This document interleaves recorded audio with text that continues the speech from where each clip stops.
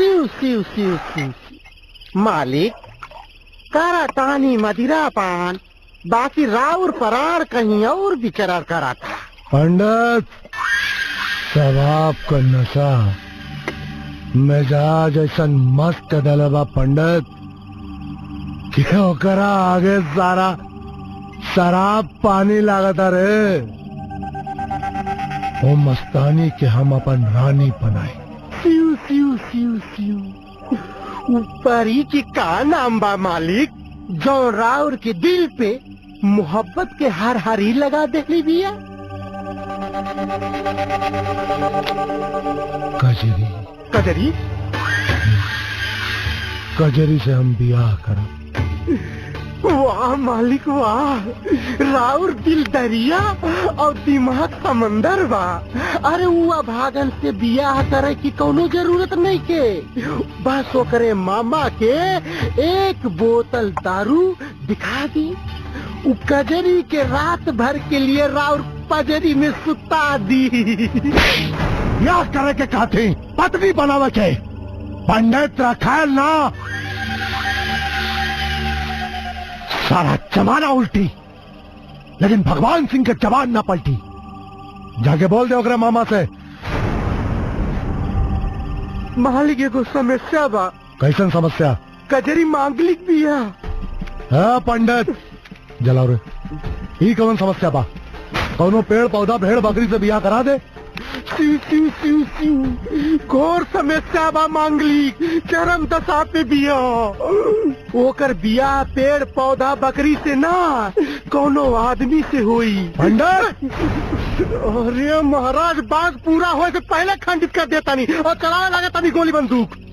अरे राहुल मर्जी से अगर होकर शादी चाहे जौने लड़का से करा दिया जाए और 21 दिन ले कजरी के साथे रहे, तो मंगली के सारा प्रकोप ओकरा ऊपर हो जाई और रउआ मजे से शादी करके राजभोग सुख भोगी। बाकी एगो समस्या बा मालिक के। ऐसा लड़का मिली कहा जौन काली जैसन कजरी के 21 दिन में फूल न बना दे।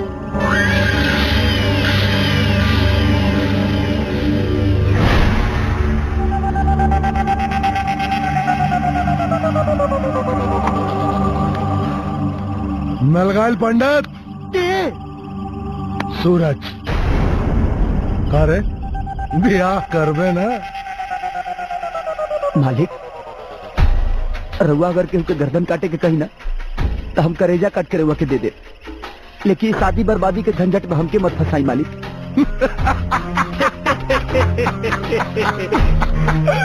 ए सूरज, तू हमारा कहले पे लोगन के मर ले कट ले। अरे लेकिन असली वफादार वो होला जब मालिक के काला पे जान दे देला। हाँ तो जान देवे के बारी है, हा? देख 21 दिन बाद अगर तू बच गईले तो राजभोग में। मालिक मौत से के डरेला मालिक, ई जिंदगी तरौरे हवे। चाही तो अभी वह चरण में अपन गर्दन काट के दे दे, लेकिन सब झंझट हमरा ना बुझाला मालिक। और हमके राज नहीं करे के, हमके तरह पूरा जीवन गुलाम बन के रह के बा मालिक, गुलाम बन के। तो ठीक बा, फिर जवन कहता नहीं चुपचाप कर, है? और अपन गुलामी का फर्ज निभाओ। पंडित जी मालिक। कजरी के घरे ब्याहे का न्योता लेके जो है कि सूरज के साथ अगर ब्याह हुई और बिना मुहूर्त के जितना जल्दी हो सके ब्याह तय कर। और अगर मामा से कह दिए कि शादी का सारा खर्चा ठाकुर भगवान सिंह उठेंगे,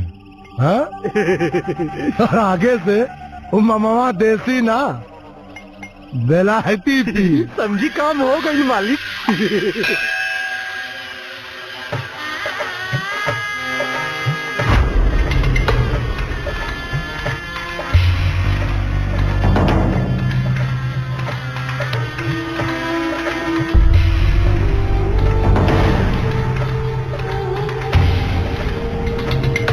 मालिक मालिक चली चली मालिक बिया संपन्न भइल। हाँ मालिक खुश रहा। खुश। बस एक बात ध्यान में रखिए कि अगर गलती से भी कजरी के छू दे लेना तो बाबू इतना गोली मारम ना कि शरीर में जख्म ना, खाली गोली दिखाई दे। अगर वो हमारे पास आवे की कोशिश कर ले तो हम का करें इहो बता दी। तो सोच तोहरा दिमाग में जवन भूसा भरल है ना ओमे कौन ऐसा उपाय सोच कि 21 दिन तक कजरी तोरा से दूर रहे।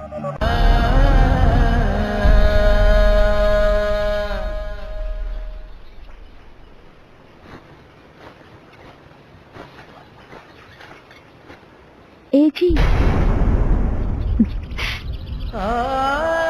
सोचत का बानी जी आज से अपन नया जिंदगी के शुरुआत होके जा रहल बा। बस समझ ली कि आजे हमने के असली शादी होके जा रहल बा। ली सिंदूर भर दी।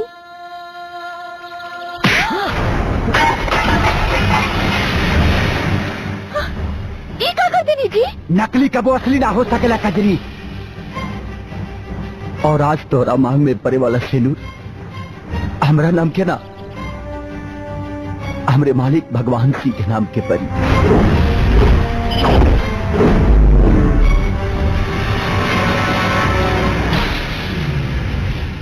राउर बुद्धि भ्रष्ट हो गई बाका। बेर बेर ना औरत एक के पैर सुहागिन बने ले। हे जी रहो के हमार की कह दी नहीं तो झूठ बा। हाँ झूठ बा हमनी के शादी। दरअसल हम ना तोरा से शादी करता भगवान सिंह चाहता ले और हमरा के बलि के बकरा बना के तोहरा पल्लू से बांध दिल गए 21 दिन और आज 21 दिन खत्म हो गए कजरी। ये सब नाटक है नाटक।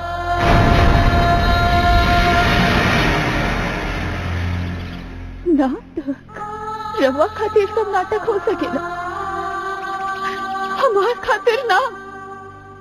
हम तो तन मन से रवा के अपन पति परमेश्वर मान चुकल बानी। अरे ते नादान बाड़ी रे कजरी नादान बाड़ी। पतिव्रता पत्नी बनल अगर नादानी बा तो ये नादानी हम हर जन्म में करब। नहीं के फले के माम रखे होशियार।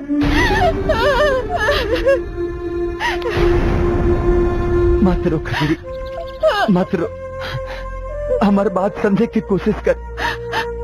अरे भगवान सिंह तोरा के हर खुशी दे सकेले जवन हम ना दे सकीले कजरी ना दे सकीले।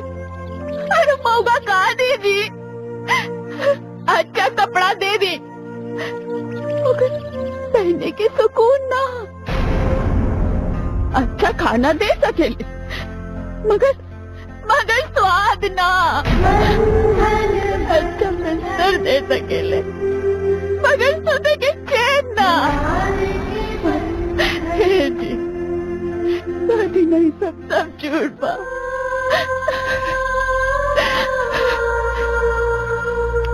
हम मर जाए लेकिन शैतान के मनसा कबो पूरा ना होके दे। पागल मत बन कजरी पागल मत बन। भगवान सिंह खाली नाम के भगवान ना। अरे वो हमरा खातिर सच में भगवान बड़े। अब तोहरा के सही सलामत उनका हवाले कई हमार फर्ज बा। ए जी भगवान के प्रसादी करावे जाला पत्नी ना। और रहल बात फर्ज के तो हमरा लगी अब कौनो फर्ज नहीं के। शादी की बेदी पर लिया वजन सब भुला गई नहीं। शादी शादी शादी हम बार बार कहा था नहीं तू शादी को समझौता रहे शादी ना।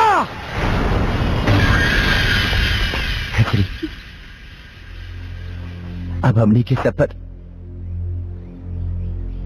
यही जी तक रला। अब हम चला था।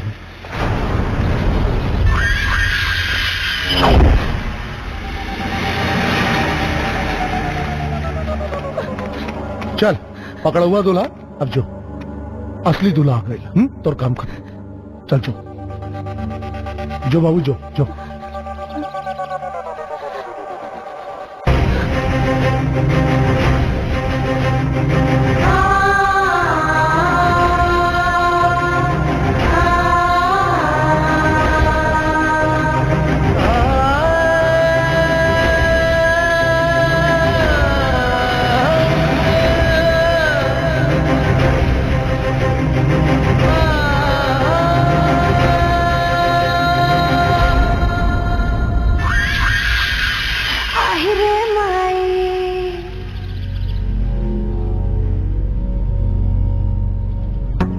ते हमसे शादी कर बे?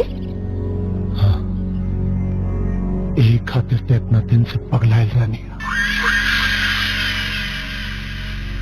तो अपना पहल की मेरा रुके का कर बे, हमरा मरद लगे सुताई बे ओकरा के।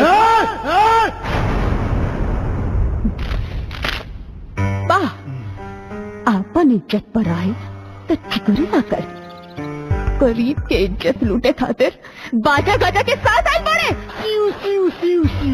लूटे ना, मालिक तोहरा इज्जत में 4 चांद लगाए आइल बाड़े।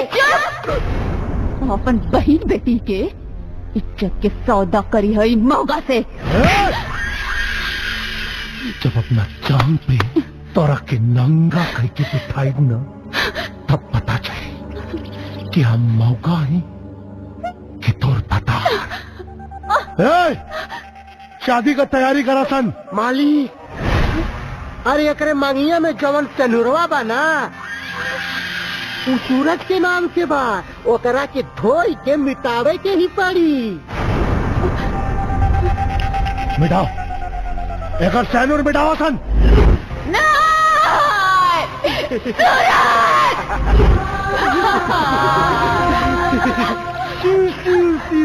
मालिक रगड़ रगड़ के धोई, ई रंग है कि छुटते नहीं थे और रगड़ी। प्यार के रंग है पंडित, ए में हमर मांग का तुम्हार तन मन सब रंगाइल बा। हमार मांग के सेनू छूटे से पहले अगर सूरज ना आए तो खुशी खुशी एक रात खातिर तोहर रखेल बना। तो हमार रखेल बने खातिर तैयार हो जाओ, कहे कि तो सूरज डूब चुकल बा। पानी डाल पंडित, डाल पानी।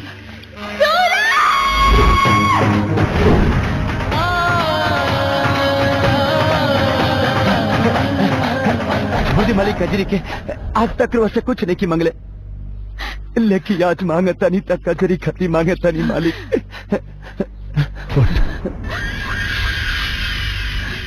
कहा मंगले रे? हमार जान, हमार जान मांगा था रे।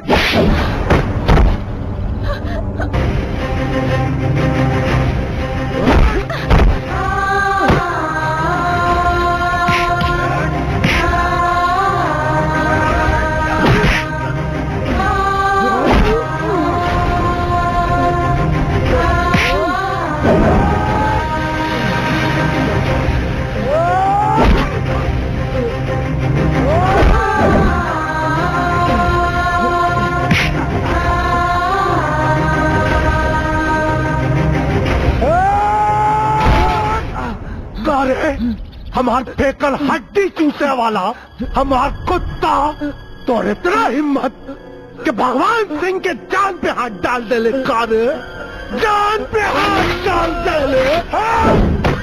अरे तोरा के जिंदा रहे का कोनो हक नहीं थे। खत्म हुई कहानी। बस भगवान सिंह बस, इतना तोर नमक खैलरनी हो खून की तरह बह गई। अब नस नस में खाली कजरी के प्यार दौड़ता और एक एक कतरा